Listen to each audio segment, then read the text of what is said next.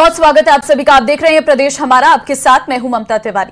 नमस्कार, मैं हूं आपके साथ मनोज सक्सेना। दोपहर के 2 बज चुके हैं और बुलेटिन की शुरुआत करते हैं इस वक्त की बड़ी खबर के साथ, जो कि बागीदौरा विधान उपचुनाव से जुड़ी हुई है।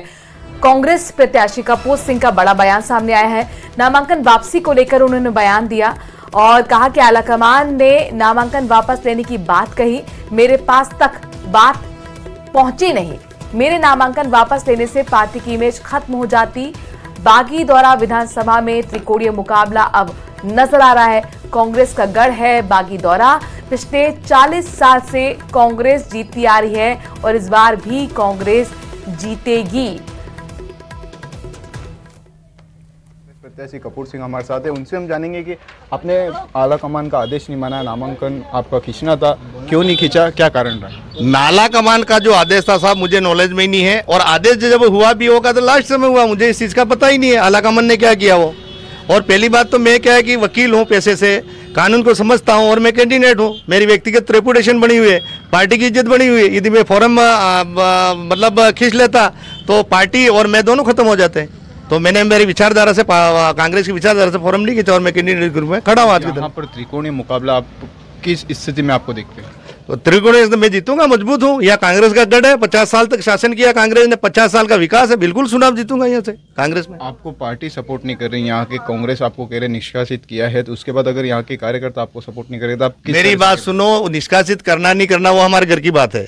पार्टी सपोर्ट नहीं करे तो मेरे पर, यह बागीदौरा में जनता है, जनता मेरे साथ में, मैं इनसे एक रुपया इकट्ठा करके मैं 10 रुपया मांगूंगा एक व्यक्ति से और वोट भी मांगूंगा। मैं चुनाव बहुत वोटों से जीतूंगा।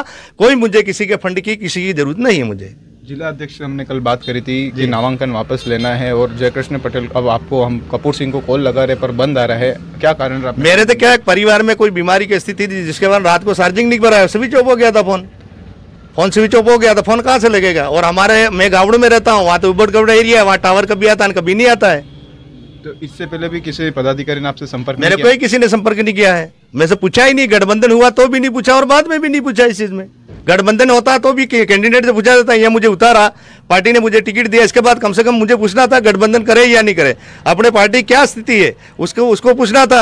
ये तो अपने क्या पता किस आधार पर इस जो कांग्रेस के यहाँ के जो वागड़ के बड़े नेता जो कांग्रेस को किस स्तर पे ले जाना चाहते और मतलब कांग्रेस की दुर्गति क्यों करना चाहते उसका मुझे कोई पता नहीं है। तो आपका कहना है कि जो आला अधिकारी कांग्रेस के वो बाप पार्टी से मिले हुए हैं? बिल्कुल मिले हुए तो ही तो गठबंधन हुआ रातों रात। उम्मीदवार को पूछा जाता, मुझे पार्टी ने चुनाव संबोल दिया था, मुझे उतारा था और इसके बाद उन्होंने रातों रात गठबंधन दिया। मतलब क्या मिले हुए नहीं है तो क्या मिले हुए हैं?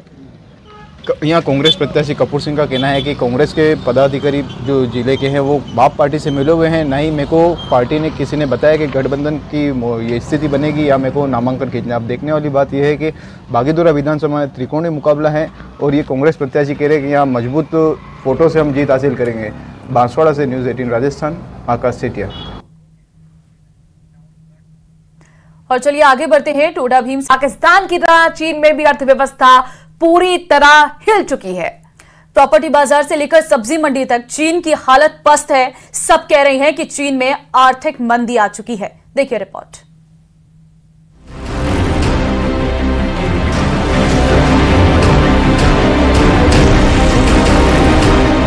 ड्रैगन की अर्थव्यवस्था बुरी तरह से गिर रही है। ड्रैगन का कर्ज अब कमाई से ज्यादा हो चुका है और इसीलिए कहा जा रहा है कि चीन भयानक आर्थिक मंदी की चपेट में आने वाला है। अर्थव्यवस्था की हालत देखकर शी जिनपिंग को पसीने आ रहे हैं। किसी सवाल का जवाब दिया नहीं जा रहा है, इसीलिए जिनपिंग की सरकार ने अब अर्थव्यवस्था से जुड़े आंकड़ों को देना बंद कर दिया है।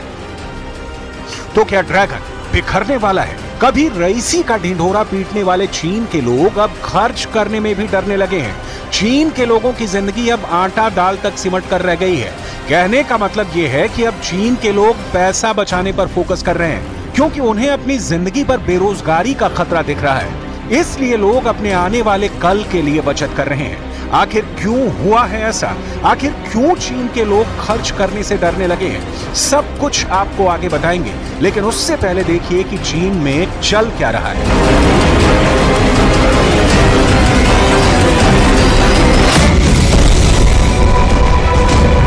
चीन का प्रॉपर्टी सेक्टर तबाह, 80 करोड़ नागरिक कर्ज में डूबे, कई बड़े बिल्डर हुए तबाह। चीन के प्रॉपर्टी बाजार में ज्यादातर चीनी लोगों ने इन्वेस्ट कर रखा था। चीन की जनता ने अपनी कुल निवेश का लगभग 70% रियल एस्टेट में इन्वेस्ट कर रखा था। लेकिन अब हालात ऐसे हो गए हैं कि लोगों ने अपनी ईएमआई भी चुकानी बंद कर दी है। बिल्डर्स ने सरकार के आगे सरेंडर कर दिया है और शी जिनपिंग को कुछ सूझ नहीं रहा कि क्या करें क्या ना करें।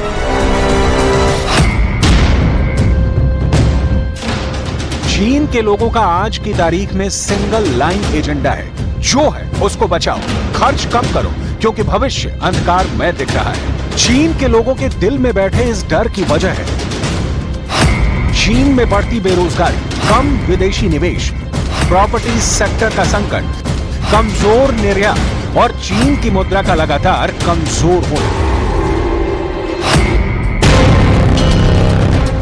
विदेशी मीडिया रिपोर्ट के मुताबिक साल 2022 के आखिर तक चीन के लगभग 78 करोड़ चीनी नागरिक कर्ज में डूब चुके थे और उन पर सारा कर्ज रियल एस्टेट का था। सैकड़ों प्रोजेक्ट पूरे नहीं हो पा रहे हैं। लोगों ने भी अब किस्तें चुकानी बंद कर दी हैं। लोग पैसे बचा रहे हैं। इससे अर्थव्यवस्था और सुस्त पड़ गई है।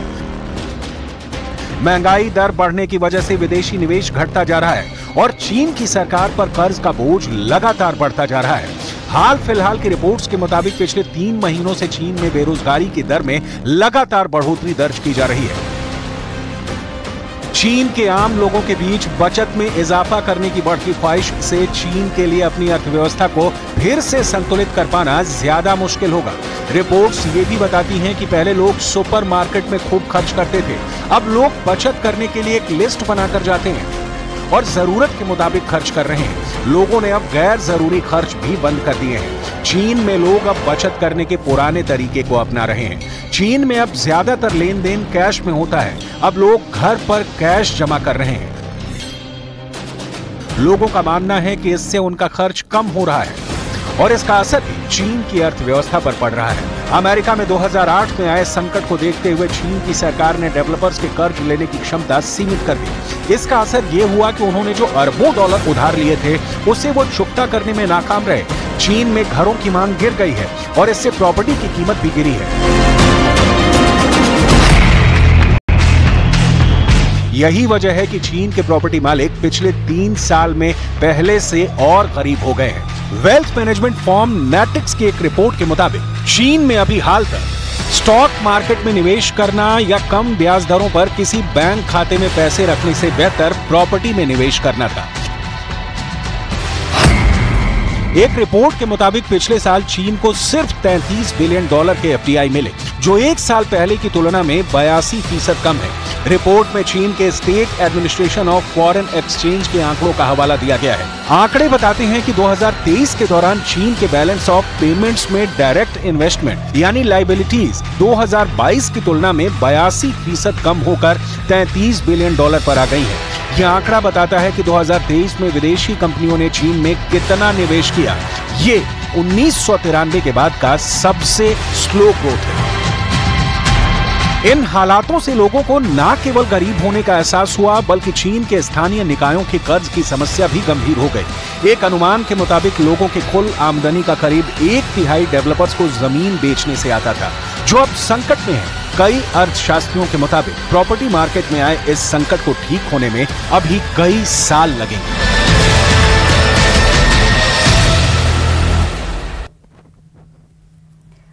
पीएम मोदी ने पीलीभीत पहुंचकर एक बार फिर विपक्ष की घेराबंदी की है। विशाल जनसभा में कई मुद्दों के जरिए पीएम मोदी ने विपक्ष को जमकर कोसा। शक्ति, उपासना और राम मंदिर जैसे मुद्दों के सहारे प्रधानमंत्री ने कांग्रेस पर निशाना साधा। कांग्रेस की ओर शक्ति का अपमान किए जाने के मुद्दे पर भी पीएम मोदी आक्रामक दिखे। आज नवरात्रि के पहले दिन, शक्ति की पूजा के पहले दिन, मैं देश को ये भी याद दिला रहा हूं कि कैसे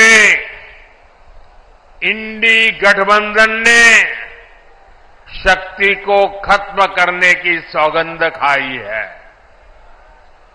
आज देश भर में जिस शक्ति की पूजा हो रही है, उस शक्ति का कांग्रेस ने घोर अपमान किया है। जिस शक्ति के आगे हम शीश झुकाते हैं, उस शक्ति को उखाड़ फेंकने की बात ये कांग्रेस के नेता कर रहे हैं। शक्ति का कोई भी उपासक इंडी गठबंधन को इस अपमान के लिए माफ नहीं करेगा। और उधर बीआरएस नेता की कविता को आज दिल्ली के राउज एवेन्यू कोर्ट में पेश किया गया। कोर्ट से उनकी न्यायिक हिरासत 14 दिन के लिए बढ़ा दी गई है। अब उन्हें दोबारा 23 अप्रैल को कोर्ट में पेश किया जाएगा। शराब घोटाला केस में ईडी ने उन्हें 15 मार्च को गिरफ्तार किया था और आज उनकी न्यायिक हिरासत जो है वो बढ़ा दी गई है। राउज एवेन्यू कोर्ट में सुनवाई हुई थी। दरअसल आपको बता दें कि कविता की न्यायिक हिरासत 14 दिन के लिए और बढ़ गई है। हालांकि उन्होंने जमानत की अर्जी लगाई थी, जिसमें उन्होंने कहा था कि उनके बच्चे की परीक्षा है और इसलिए उसे मां का सपोर्ट चाहिए, जिसके चलते भी कोर्ट ने उनकी जमानत अर्जी को खारिज कर दिया था और अब उनकी जो हिरासत है उसे 14 दिन के लिए और बढ़ा दिया है। This is a case completely based on statements. It is an illogical case. It is a political case. We are just being praised. This is a case completely targeting the opposition party. And CBI has already taken my statement in the jail. पिछले महीने उत्तराखंड के खटीमा के श्री नानक मत्ता गुरुद्वारे के प्रमुख बाबा तरसेम सिंह की हत्या करने वाला शार्प शूटर एक एनकाउंटर में ढेर हो गया है। उत्तराखंड एसटीएफ और पुलिस ने हरिद्वार में मुठभेड़ में शूटर अमरजीत को मार गिराया। देर रात को एसटीएफ और पुलिस को खबर मिली थी कि वो हरिद्वार जा सकता है, जिसके बाद इलाके की नाकेबंदी की गई और अमरजीत मार गिराया गया। पुलिस ने बताया कि अमरजीत के खिलाफ 16 से ज्यादा केस दर्ज थे। हालांकि एनकाउंटर के दौरान उसका साथी भागने में कामयाब रहा, जिसकी तलाश में उत्तराखंड का कोना कोना तलाशा जा रहा था। बता दें कि 28 मार्च को हुए तरसेम सिंह हत्याकांड का सीसीटीवी फुटेज भी सामने आया था। इसमें तरसेम सिंह गुरुद्वारा परिसर में ही कुर्सी पर बैठे नजर आए थे। तभी मोटरसाइकिल पर आए 2 बदमाश गोली मारकर फरार हो गए थे। गोलियां लगने से तरसेम सिंह की मौत हो गई थी और पूरे उत्तराखंड में सनसनी फैल गई थी। और फिलहाल ये एक बड़ी जीत यहां पर साफ तौर पर देखने को मिली है पुलिस की, जहां पर मुठभेड़ में नानक मत्ता गुरुद्वारे के प्रमुख क्या विक्रमादित्य सिंह ने कंगना रनौत पर अपना स्टैंड बदल लिया है। आरोप प्रत्यारोप के बीच कंगना पर अमर्यादित टिप्पणी पर खुलकर बोलने से परहेज कर रहे विक्रमादित्य ने खुलकर कहा कि कंगना के खिलाफ आपत्तिजनक टिप्पणी नहीं होनी चाहिए। तो सवाल यह है कि क्या बीजेपी की चेतावनी के बाद उन्होंने अपना स्टैंड बदल लिया है? देखिए रिपोर्ट।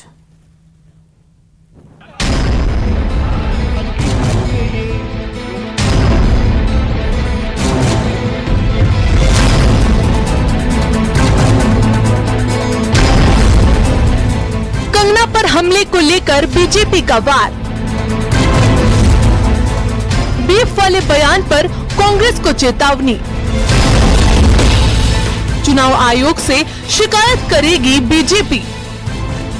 कंगना रनौत जी ने कैटेगोरिकली इस बात को डिनाई कर दिया है, इसलिए इस बात को पूछना, इस बात को अपने और हैंडल से बार बार चलाना ये उचित नहीं है। और अगर ऐसे ही रहा तो इसकी भी चुनाव आयोग से हम शिकायत। अब ये जानिए कि आखिर राजीव बिंदल ने कांग्रेस को ये चेतावनी क्यों दी। उसके लिए विक्रमादित्य का ये सोशल मीडिया पोस्ट पढ़िए, जिसमें लिखा है, हिमाचल देवी देवताओं का पवित्र स्थल है, देवभूमि है, जहां गौमांस का सेवन करने वाले चुनाव लड़े, यह हमारी संस्कृति के लिए चिंता का विषय है, जिसका राजनीति से कोई सरोकार नहीं है। माना गया कि ये पोस्ट कंगना रनौत पर हमला था, जिस पर कंगना ने सोशल मीडिया एक्स पर पोस्ट करते हुए लिखा कि मैं बीफ या किसी भी तरह का रेड मीट नहीं खाती। मेरे खिलाफ दुष्प्रचार किया जा रहा है, जो शर्मनाक है। मैं दर्शकों से योग और आयुर्वेदिक जीवन शैली को बढ़ावा देने में जुटी हूँ। मेरे लोग मुझे जानते हैं और मुझे हिंदू होने पर गर्व है। कंगना के इस पोस्ट के बाद विक्रमादित्य ने उन्हें कंट्रोवर्सी क्वीन बता दिया। तो राय नहीं है, मगर we should also not forget that she is also the queen of controversies. जो उन्होंने बातें राष्ट्र में और देश में समय समय पर करी है, अगर वो सोच रही हैं कि वो मुद्दे चुनावों में उठेंगे नहीं, तो उनको जय श्री राम। मगर ये मुद्दे उठेंगे भी और इसका जवाब उनको देना पड़ेगा हिमाचल प्रदेश की जनता को, ये मैं कह सकता हूँ। बीजेपी ने इस बयान पर तो कुछ नहीं बोला, लेकिन उन्होंने ये साफ कर दिया है कि अगर बीफ वाले बयान पर बोला गया तो बीजेपी उन्हें कदापि नहीं छोड़ेगी। रणवीर सिंह, न्यूज़ 18 शिमला। चलिए आगे बढ़ते हैं। उदयपुर को झीलों की नगरी कहा जाता है और उसी तरह अब बूंदी जिले का एक गांव है जो विधवाओं के गांव के तौर पर मशहूर होने लगा है। इसके पीछे क्या राज है, ये रिपोर्ट देखिए।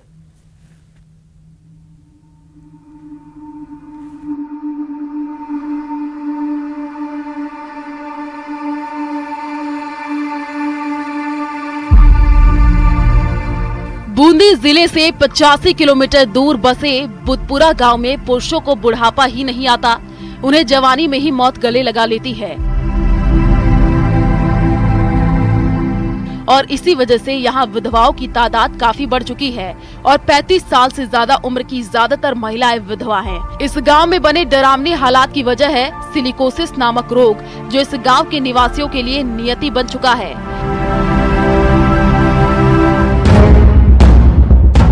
बात अगर आंकड़ों की करें तो साल 2020 में सिलिकोसिस के 62 मरीज, 2021 में 96, 2022 में 128, तो वहीं पिछले साल 2023 में 47 मरीजों में सिलिकोसिस के लक्षण पाए गए थे।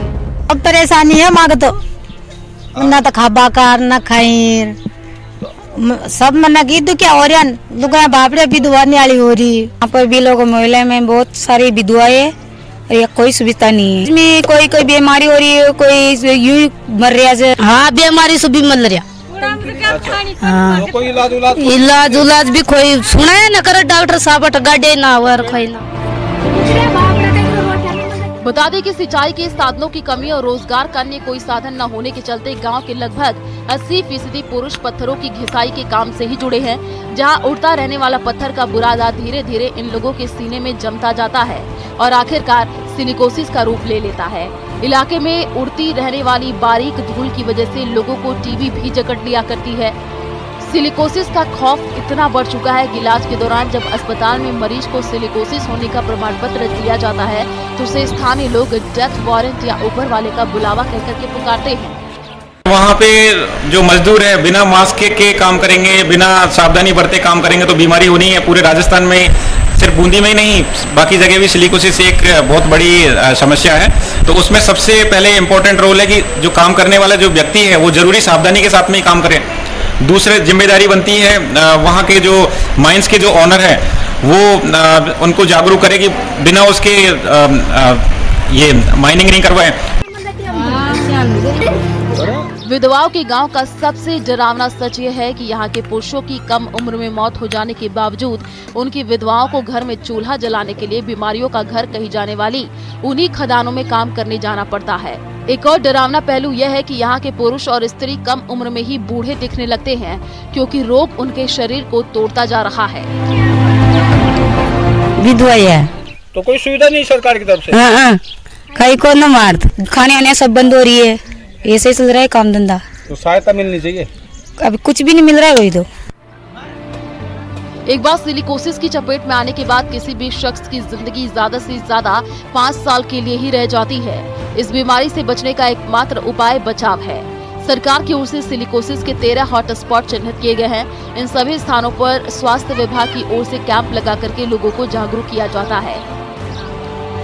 सिलिकोसिस से ग्रस्त एरिया है मेनली, तो हमने पिछले साल भी एक अभियान चला के 13 हॉट स्पॉट आइडेंटिफाई किए थे। वहाँ पे जो भी लोग कार्य कर रहे हैं, जो भी खान के मालिक हैं, उनको वहाँ पे एक कार्यशाला रखवा के और सभी को प्रिवेंटिव मेजर दे के आए थे। जैसे मास्क वगैरह थे, वो ड्राई ड्रिलिंग करते थे तो उनको वेट के लिए प्रमोट किया। बधुपुरा में बलुआ पत्थरों को तराशने का काम बहुत बड़े पैमाने पर होता है और इस काम में निकलने वाली सिलिका डस्ट से उनके फेफड़ों में संक्रमण हो जाता है। गांव की विधवा महिलाओं ने बताया कि उनके पतियों की सिलिकोसिस बीमारी से मौत हो चुकी है। अब वे खुद 150 रुपए प्रतिदिन की मजदूरी के हिसाब से हर रोज पत्थर तोड़ करके अपने परिवार का भरण पोषण करती हैं।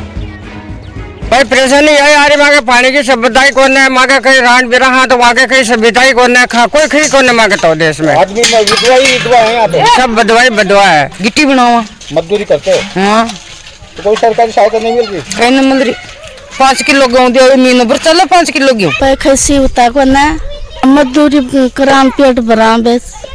तो सरकार कोई सहायता नहीं देती? कई सहायता को ना। ऐसे में लोगों को उनकी सुरक्षा को लेकर के जागरूक करना होगा। साथ ही सरकार को भी ध्यान देना चाहिए कि आखिर इतने लोग कैसे मर गए। न्यूज़ 18 के लिए बूंदी से चैन सिंह की रिपोर्ट।